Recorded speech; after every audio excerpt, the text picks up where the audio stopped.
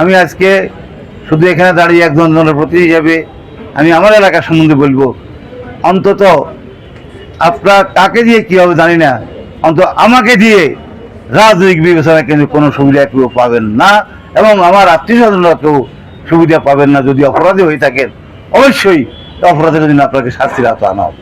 মাদকের বিরুদ্ধে, সন্ত্রাসের বিরুদ্ধে সরকারের যে জিরো টলারেন্স, সেই জিরো টলারেন্সকে সামনে রেখে আমাদের নোয়াখালী জেলার পুলিশ প্রশাসন থেকে সর্বস্তরে আমরা রাজনৈতিক, সামাজিক, সাংবাদিক সহ ছাত্রছাত্রী সহ সব পর্যায়ের নেতৃবৃন্দ আমরা ঐক্যবদ্ধভাবে শুধু এই বার্তা দিতে চাই যে মাদককে না নয়, মাদককে না বলা তো একটা খুব সফট শব্দ। আমরা এই সফট শব্দ থাকতে চাই না। আমরা মাদকের বিরুদ্ধে কঠোর অবস্থান নিতে চাই, এবং সেই কঠোর অবস্থান নিতে গিয়ে আমি অনুরোধ করব এই মাদকাসক্ত যারা এই মাদকের সাথে জড়িত, তারা তাদের কি রাজনৈতিক পরিচয়, তাদের কি দলীয় পরিচয়, তারা কে কার আত্মীয়, কে কার স্বজন, আজকে থেকে আমাদেরকে শপথ নিতে হবে। এই বিবেচনা আমাদের কাছে বড় হবে না। আমাদের কাছে বিবেচ্য বিষয় হবে সন্ত্রাসের সাথে, মাদকের সাথে যেই জড়িত থাকুক না কেন, তার বিরুদ্ধে আগামী দিনের সমাজকে সুন্দর করার জন্য, আগামী দিনের সমৃদ্ধ বাংলাদেশ গড়ার জন্য এই যে যুবশক্তিকে যাতে করি দেশের কাজে আমরা যেন নিয়োগ করতে পারি, সেই লক্ষ্যে সবাইকে একসাথে এখানে ভূমিকা রাখতে হবে। আমি লক্ষ্য করছি যে অনেক সময় যারা এই কর্মকাণ্ডকে উৎসাহিত করেন, তারা নিজেদের দায় এড়ানোর জন্য পুলিশের উপর দায় ছাপিয়ে নিজে সম্পূর্ণভাবে এটা থেকে মুক্ত থাকতে চান। আবার অনেক সময় আইনশৃঙ্খলা বাহিনীর অনেক লোকও অনেক সময় আমাদের রাজনৈতিক নেতৃত্বের উপর দায় দিয়ে তারা বলতেছে যেহেতু আমরা কোনো সহযোগিতা পাই না, সেহেতু আমাদের পক্ষে তো এককভাবে কাজ করা সম্ভব নয়। এটা তো সত্য। মাদক নিয়ন্ত্রণ করা, সন্ত্রাস নিয়ন্ত্রণ করা, এটা কি পুলিশের পক্ষে এককভাবে সম্ভব? কোনোদিনও সম্ভব না, কোনো দেশে সম্ভব হয়নি। এটা সম্ভব হবে তখন যখন সবল শ্রেণীর মানুষ দল মত নির্বিশেষে এটাকে সামনে নিয়ে গেছে, এটাকে চ্যালেঞ্জ হিসেবে গ্রহণ করে এটাকে প্রতিরোধ করবে এবং পুলিশকে সাহায্য করবে। তখন আমার মনে হয় এইটাকে প্রতিরোধ করা খুব কঠিন কাজ হবে না। কিন্তু আর যতক্ষণ পর্যন্ত আমরা এই দায়িত্ব না নিয়ে একে অপরের উপর দৌড় ছাপিয়ে আমরা নিজেরা নিবৃত্তে চলার চেষ্টা করব, এটাকে এড়িয়ে চলার চেষ্টা করব, ততক্ষণ পর্যন্ত কিন্তু আমরা যতই চেষ্টা করি না কেন, মাননীয় প্রধানমন্ত্রী, মাননীয় স্বরাষ্ট্রমন্ত্রী, সরকার যতই চেষ্টা করুক না কেন, এই আন্দোলনকে সফল করা খুব কষ্ট হয়। এই জন্য আমি মনে করি এই আন্দোলন হলো সামাজিক আন্দোলন, নাকি আমরা সকলেই আন্দোলনের অংশীদার। এই যে একটু আগে পুলিশ সুপার সাহেব বললেন একজন মাদক সেবী ভালো স্বামী হন, তাহলে কি মাদক সেবী তার স্ত্রীর অত্যাচার করে? একটা মাদক সেবী ভালো পিতা নয়, কারণ তার সন্তানকে ভালো পথে সে পরিচালিত করে না। একটা মাদক সেবী সন্তান তার মা বাবাকে ইজ্জত করে না, এবং একজন মাদক সেবী রাজনৈতিক কর্মী সে তার দলকে বড় করে দেখে না, সমাজের কাছে তার দলটাকে ছোট করে ফেলে, মানুষ থেকে দলকে বিচ্ছিন্ন করে। এই জন্য আমি অনুরোধ করব, আমার মনে হয় পুলিশের যতটুকু না মাদক বিরোধী অভিযানের দায়িত্ব, তার চাইতে অনেক বেশি দায়িত্ব নেওয়া উচিত রাজনৈতিক কর্মী, নেতা কর্মীদেরকে।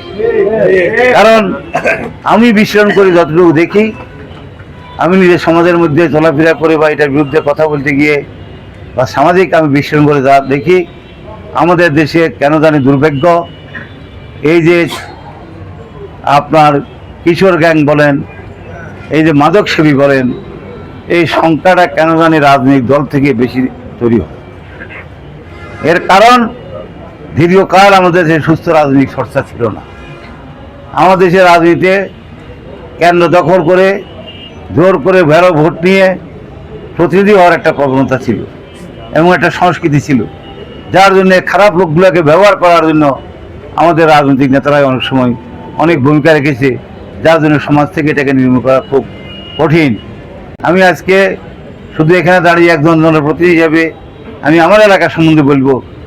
অন্তত আপনার কাকে দিয়ে কী হবে জানি না, অন্তত আমাকে দিয়ে রাজনৈতিক বিবেচনা কিন্তু কোনো সুবিধা কেউ পাবেন না, এবং আমার আত্মীয় স্বজনরা কেউ সুবিধা পাবেন না। যদি অপরাধী হয়ে থাকেন অবশ্যই অপরাধের জন্য আপনাকে শাস্তির আওতায় আনা হবে। এই যে গত কয়েকদিন আগে এখানে আমাদের থানা ভারপ্রাপ্ত কর্মকর্তা সাহেব আছেন, আমি বিস্তারিত বলবো না, মাত্র 2 দিন আগে আমি আমার এক নিকট আত্মীয়কে গ্রেপ্তার করার জন্য ওনাকে আমি অনুরোধ করেছি, এবং উনি সেই কাজটা করে আমাকে অবহিত করেছেন, কারণ সে লোকটা সমাজের উপর অন্যায় করেছে।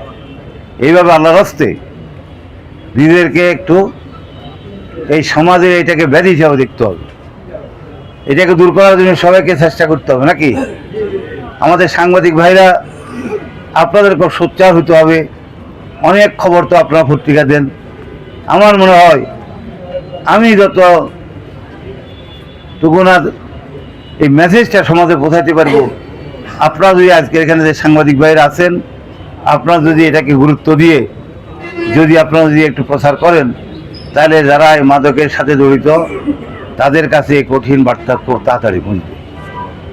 এবং আমরা প্রশাসনকে আমি অনুরোধ করবো, শুধু আমাদের জেলা পর্যায়ে নয়, থানা পর্যায়ে নয়, প্রয়োজনে গ্রাম পর্যায়েও আমাদেরকে জনগণকে ঐক্যবদ্ধ করে, এইভাবে জনগণকে সমবেত করে শুধু গণসচেতনতা করলে হবে না। আমি অনেক সময় অনেক লোককে দেখি, অনেক লোক আমাকে বলেন, ভাই আমরা তো মাদকের বিরুদ্ধে কিছু করতে চাই, কিন্তু তাদের কাছে তো অস্ত্র, তাদের তো শক্তি, তাদের তো জনবল, তারা তো আমাদেরকে আহ্বান করবে। একটু আগেই আমাকে একজনের প্রশ্ন করলেন, এক ভদ্রলোক, বলবো না, বললো যে আমাদের আগামী দিনে যে স্থানীয় সরকার নির্বাচন হবে, এই নির্বাচনটা কি দলীয় প্রতীক হবে কিনা। তা আমি বললাম যে দলীয় প্রতীকে হওয়ার যে কি কি কুফল, এটা আমরা গত কয়েক বছর তো এটা অনুভব করছি। সমাজের মধ্যে যারা একটু মুরব্বী শ্রেণীর লোক, ভালো লোক, সজন ব্যক্তি যে দলে করুক না কেন, এই দলীয় প্রতীকের কারণে আজকে তারা কিন্তু এই স্থানীয় প্রতিনিধি থেকে তারা কিন্তু অনেক দূরে, এবং স্থানীয় প্রতিনিধিত্বটা অনেক জায়গাতে আমরা যে মাদকের বিরুদ্ধে কথা বলতেছি, আমি যে সত্য কথা বলি, অনেক ইউনিয়নে এমন লোক প্রতিনিধি নির্বাচিত হয়েছে যে নিজেই মাদকের সাথে সম্পর্কিত, মাদকের সাথে জড়িত, মাদকের ব্যবসার সাথে জড়িত। তাহলে যে সমাজের প্রতিনিধি মাদকের সাথে জড়িত থাকবে, সেই সমাজ থেকে মাদক দূর করা কি খুব সহজ হবে? খুব কঠিন হবে। এই জন্য আগামী দিনে আমরা আমাদের এই বিবেচনাগুলো স্থানীয় সরকার নির্বাচনের সময় আমি বলবো, এগুলো আমাদেরকে মাথায় রাখতে হবে। আমাদেরকে এখন থেকে সমাজ যারা একটু ভালো মানুষ, যারা মুরব্বী শ্রেণীর মানুষ, কোন দল করে, কোন মতের লোক, কোন পেশার লোক, আমি অনুরোধ করবো আমরা এই বিবেচনা না করে সামাজিক পর্যায়ে, গ্রাম পর্যায়ে, যাতে করে আমাদের এই যে পুরানো আগের দিনের মুরব্বীদের যে ক্ষমতাটা ছিল, সেই ক্ষমতাটাকে আবার পুনঃপ্রতিষ্ঠিত করতে হবে। আমরা যদি তাদের ক্ষমতাকে পুনঃপ্রতিষ্ঠিত করতে পারি, আমি মনে করি আমাদের অভিযান 50% এমনিতেই সার্থক হয়ে যাবে।